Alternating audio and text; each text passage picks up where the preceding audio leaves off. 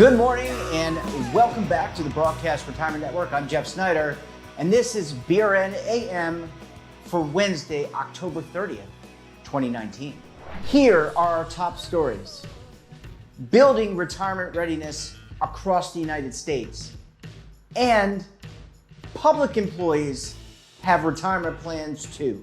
Sandy Blair is the Director of Retirement Readiness for the California State Teachers Retirement System, or CalSTRS, and she also serves as the acting president for the National Association of Government Defined Contribution Administrators. Good morning, Sandy. How are you? I'm good today. Thanks, Jeff. Thanks Really for having me. Great to hear you and see you. And really, your titling and what your mission is at CalSTRS and in California is really important, obviously, to our viewers. Can you just tell us, what does retirement readiness mean to you personally, but also to public plan sponsors like CalSTRS and CalPERS? So really, personally, and I think as most of us that are representatives of government plans, is preparing our membership for a secure retirement.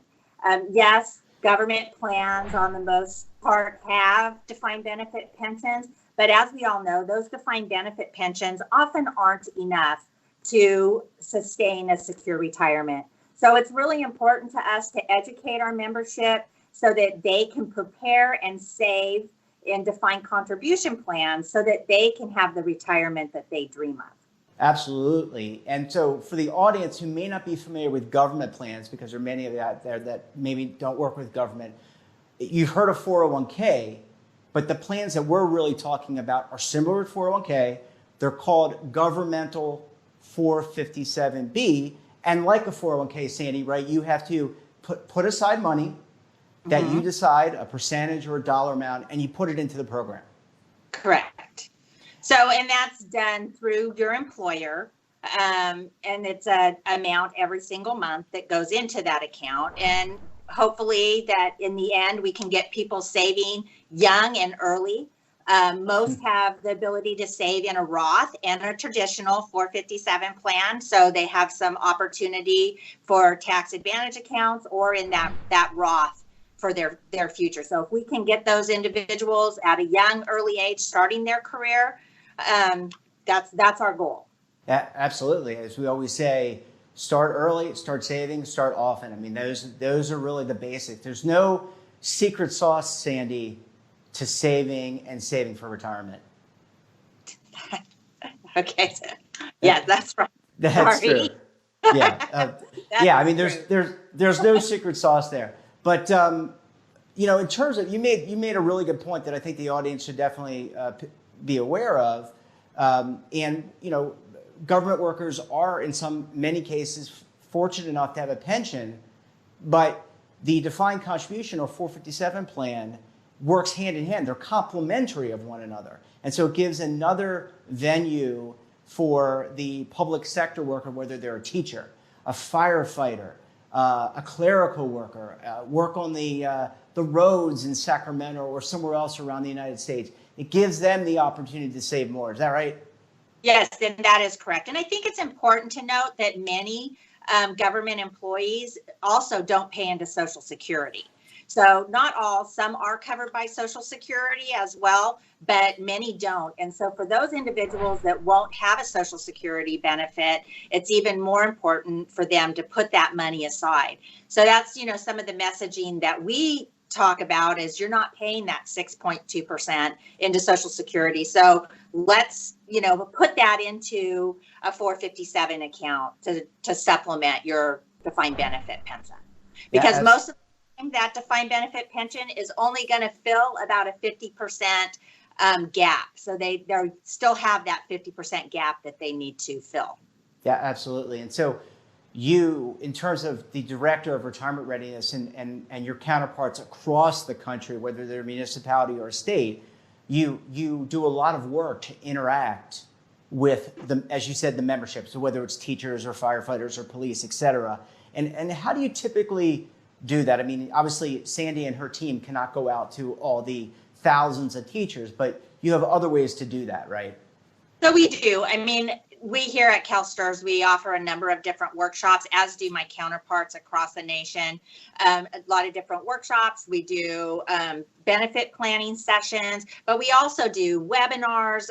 We promote on social media, and it's understanding that defined benefit pension, and then beyond that, getting people motivated to save and to take action and be their own advocate for their future. And in terms of crafting those messages, I mean, do you almost feel in some ways like an educator, like your membership is? I mean, we can't expect the American people to be experts in buying a car or saving or investing, right? So does it stand the same that maybe you kind of view yourself in some ways as an educator of educators? Yep, absolutely, we do. And, it's important, our teachers are taking care of their students. So oftentimes they're the last ones that they focus on. And so we really work hard to get that message out, to have touch points with them, where we send out newsletters, we're promoting retirement savings, financial literacy workshops that we offer here, really, to get that the general information out to them so that they can be educated and then take action on their own behalf.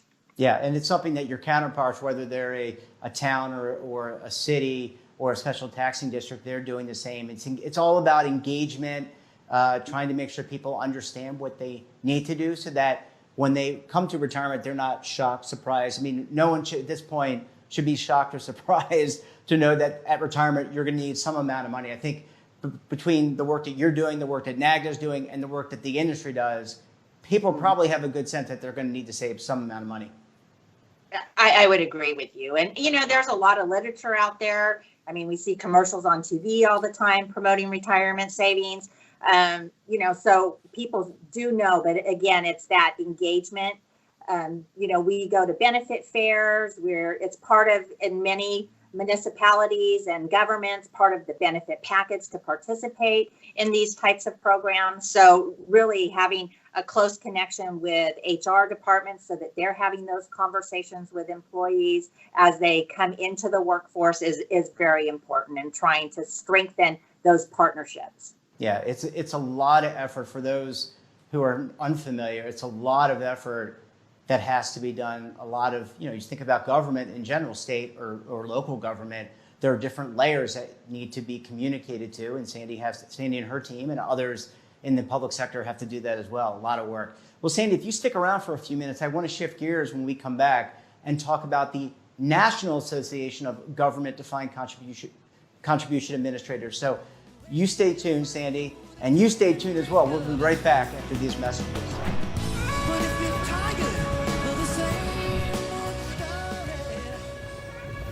Imagine a new television network that will make you richer, healthier, and in control of your financial future.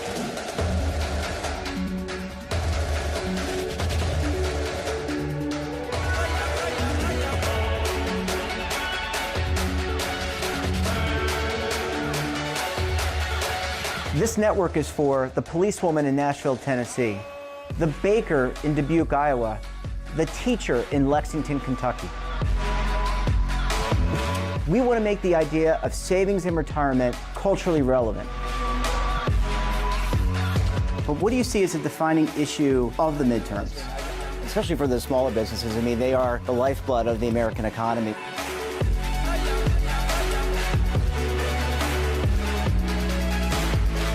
Featuring exclusive interviews, current affairs, and docuseries.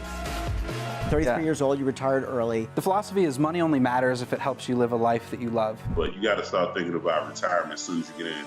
The Broadcast Retirement Network will drive very high engagement with premium partnerships. So this isn't retirement and savings for your parents or grandparents. This is for all Americans. And we're going to change the way you think about money.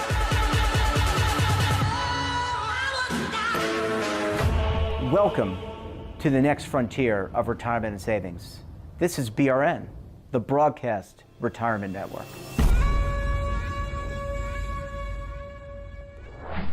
Welcome back. You know, we often talk about 401k and 403b on this program, but there's another code section that exists for governmental employees, and that's called the Governmental 457B plan. And that is complementary to the many public pension plans that are out there. Sandy Blair is still with us. Sandy, love NAGA. Let's talk about NAGA. Can you give us a summary? Who is NAGA and who makes up NAGA? So NAGA is an association that encompasses government plans, state, local governments, as well as industry individuals who help support these plans for our employees to participate in. So it's around the defined contribution plans, 457s more specifically, and really supporting each other to get the word out to our membership about the importance of saving additional and defined contribution plans for their retirement future. Yeah, absolutely. And just from someone who's been a part of NAGA for the last 10 years, I just celebrated my 10th anniversary. What really strikes me about NAGA is, Sandy, the sense of community that exists, not only between the different plan sponsors. And remember, you've got all different types of employers, as you said, states, cities, towns, special taxing districts. And on top of that, you've got industry members, consultants, advisors, asset managers, record keepers. They're all part of this. But talk a little bit about this community. You mentioned it before about working together, but everyone puts aside those jerseys and they do work together. Yes, we do. And we really look at supporting each other with best practices in that industry. And, we share experiences. We have a number of different task force that individuals and committees that people can participate in, and sharing that wealth of all of that information of successes of certain plans. And so others of us can learn and leverage those successes to make our plans better.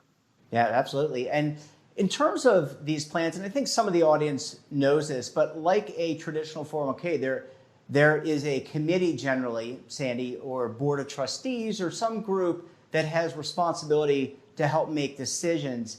That's similar in the public sector world, in the governmental world as well. Is that correct?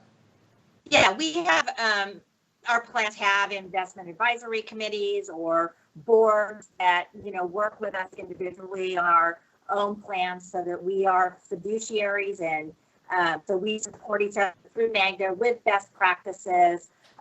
Our mission really is to provide that secure retirement for our plan participants, and NAGA is a voice for all of us to do that.